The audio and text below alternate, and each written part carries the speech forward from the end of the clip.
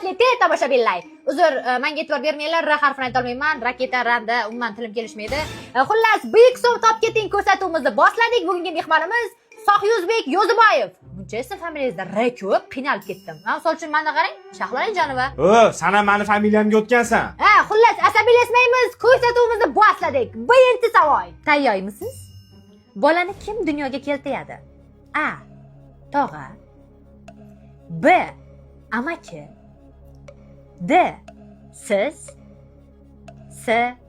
Men. Ha? S. Voy, bu muncha qiyin bu savollar. Choyxonaga borishni xohlamayapsanmi? Tupoy, sanda. Bo'pti, baqirmang, keyingi savolga o'tamiz. Ikkinchi savol.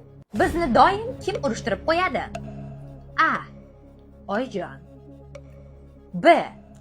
Opajon. D. Ovsinim. S. Hamma javob to'g'ri. Shahlo, ustimdan kulyapsanmi? Sen bilan doim oyim bilan gaplashgandan keyin, opam bilan maslahatlashgandan keyin, o'zining menga gijir-gijir qilgandan keyin urushaman-ku.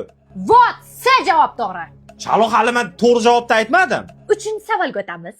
Demak, pulingizni kimga ko'p sarflaysiz? A.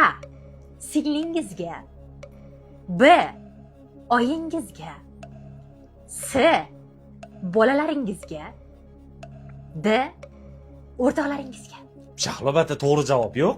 Nimaga to'g'ri javob bo'lmaydi? Qani sani varianting? Nimaga mani varianti bo'lish kerak ekan? Nimaman? Pulingizni o'zim uchun ishlatyapmanmi?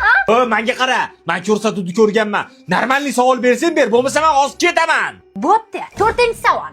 Baliq qayerda yashaydi? A. Cho'lda. B. Tog'da. D. G'orda. S. Inenikida. Да, это аргумент веский.